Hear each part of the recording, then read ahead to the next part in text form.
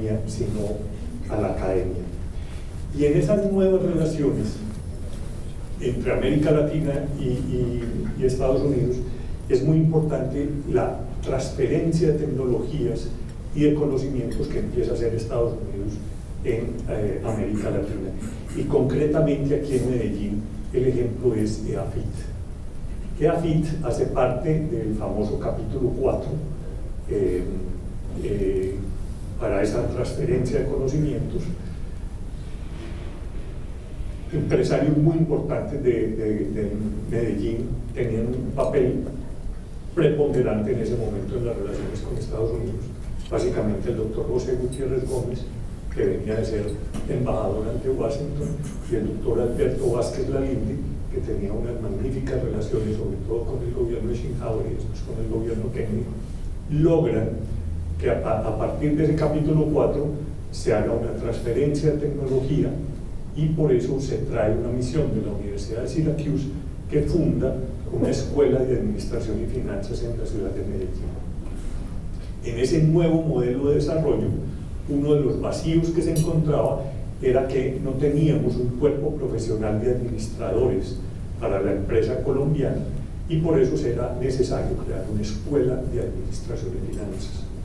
El estudio que se hizo en ese momento demostraba que la dirigencia de la industria antioqueña básicamente eran ingenieros de la escuela de Minas, que jugaron un papel importantísimo, o abogados de la Universidad de Antioquia o de la Universidad Bolivariana, pero no había un cuerpo de administradores.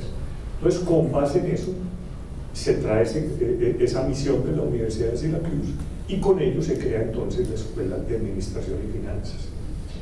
Otro aspecto importante en esos años, principios de los años 60, va a ser el papel que van a jugar muy de la mano con el Departamento de Estado de Estados Unidos las fundaciones, sobre todo la Fundación Rockefeller, la Fundación Kellogg, la Fundación Ford, que van a jugar un papel importantísimo en las universidades colombianas, que luego va a generar toda esa reacción, luego a fines de los años 60, sobre la presencia del imperialismo norteamericano, que va a hacer un rompimiento que ahora estamos tratando de recuperar. Pero cuando uno ve, por ejemplo, la construcción de la Universidad del Valle, el concepto de las ciudades universitarias, la ciudad universitaria de la Universidad de Antioquia, la ciudad universitaria de la Universidad del Valle, la misma concepción sobre la Universidad Nacional, juegan un papel importantísimo las fundaciones.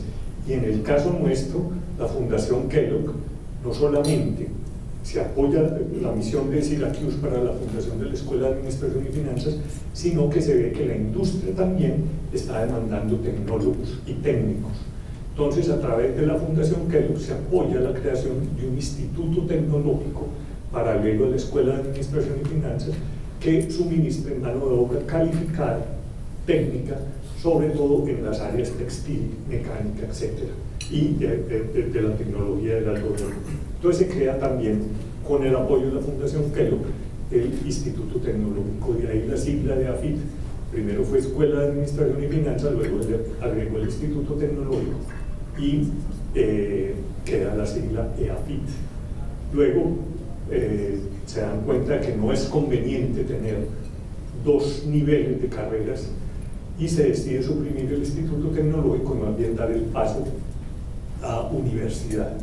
Entonces se suprime el Instituto Tecnológico, más bien se crea otra escuela, que es la Escuela de Ingeniería, que empieza a dar carácter de universidad, pero eso va a ser más adelante.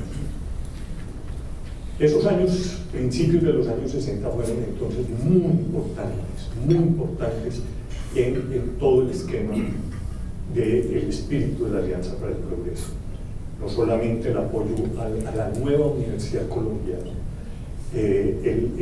las nuevas relaciones que se establecieron a través de los famosos cuerpos de paz. Aquí todavía quedan remanentes, la Fundación Marina Orff. Un artista como Ethel Zygmunt, por ejemplo, tan importante, que reveló todo nuestro toque un poco naif, vino con los cuerpos de paz.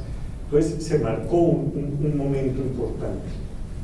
Sin embargo, la crisis bipolar que vivía el mundo, empezó a generar, y sobre todo el tema con Cuba y esto, empezó a generar todo un proceso de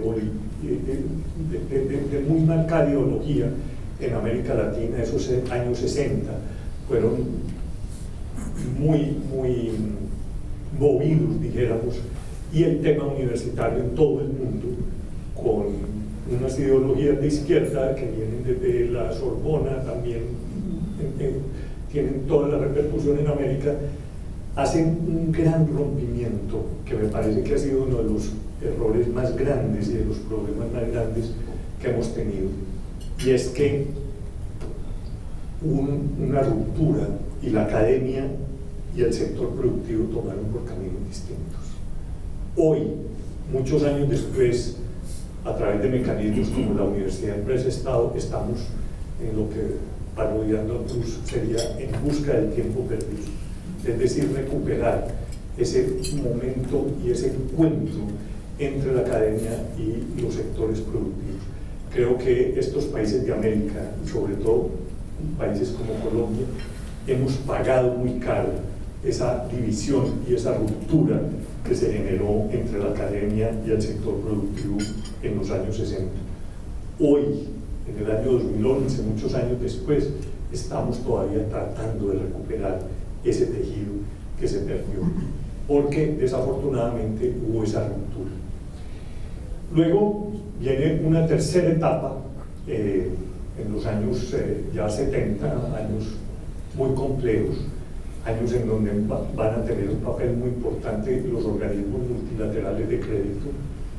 En Colombia, básicamente, la famosa tensión entre el Fondo Monetario Internacional y el gobierno de Lleras Restrepo, en donde Lleras no se deja imponer las medidas que está clamando el Banco Mundial y el Fondo Monetario Internacional, y por el contrario adopta unas medidas propias, el famoso decreto 444 del doctor Joaquín Vallejo, la devaluación gota a gota que se llamaba, y una protección a la industria interna.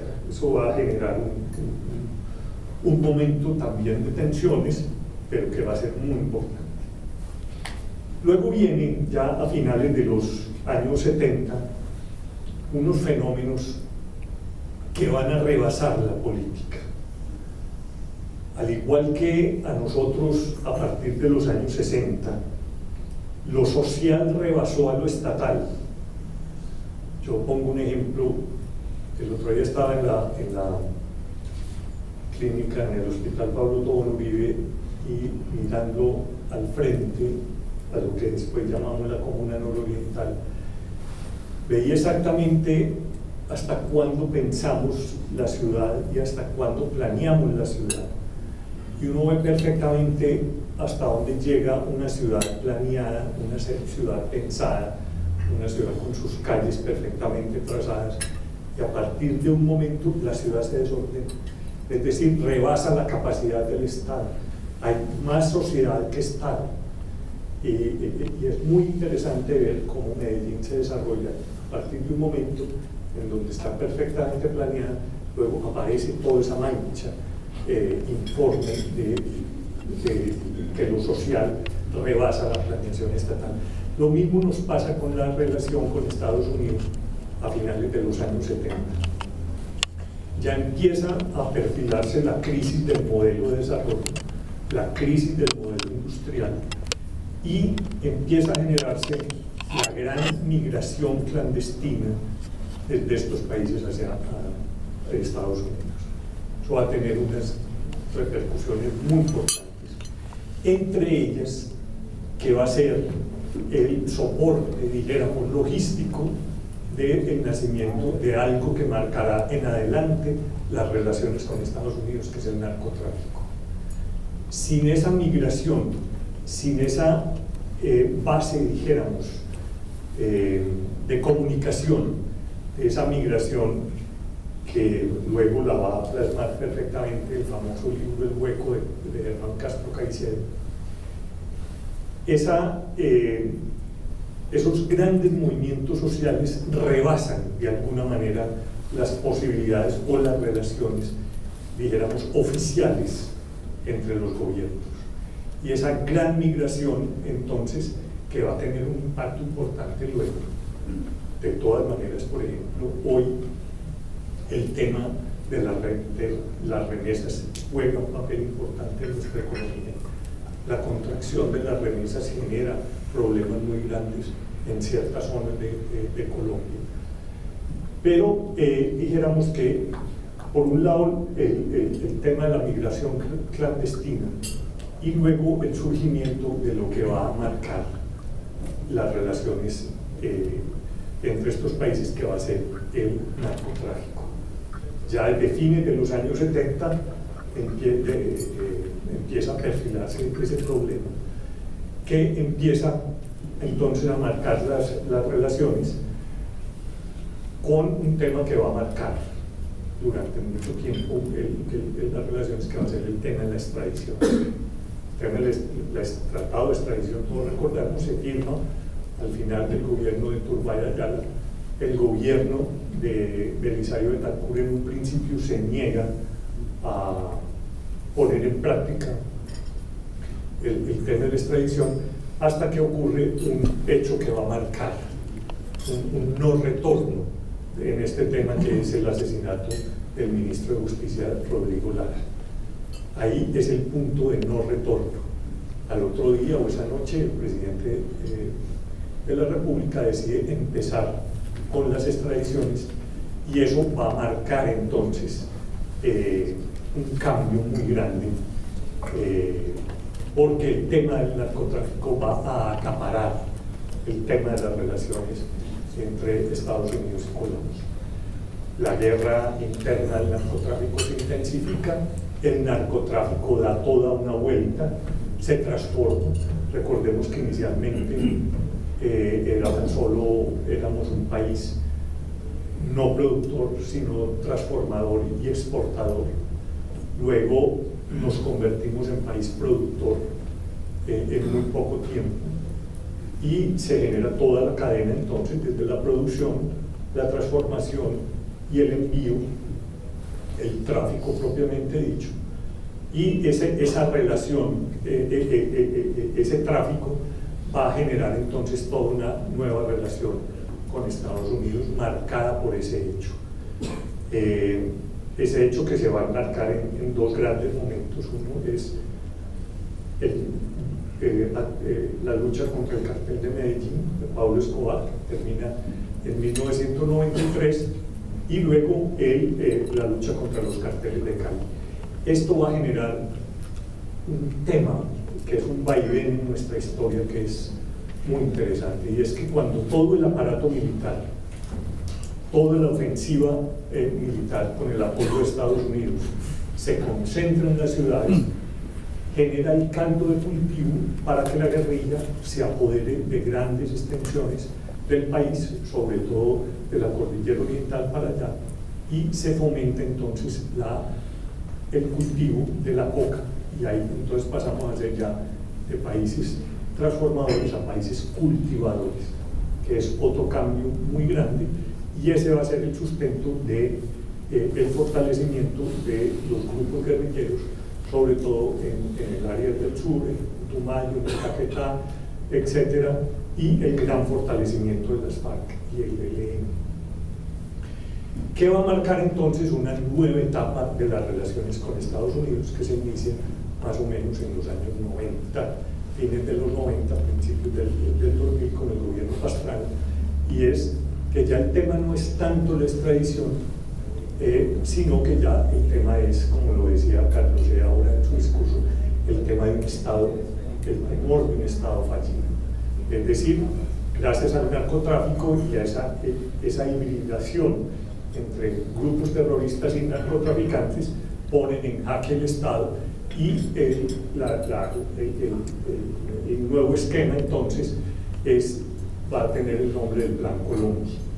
El Plan Colombia entonces va a ser ante todo un apoyo militar. Afortunadamente, hoy, visto en perspectiva, sin ese apoyo en ese momento dado, el Plan Colombia, realmente hoy la situación del país sería completamente distinto.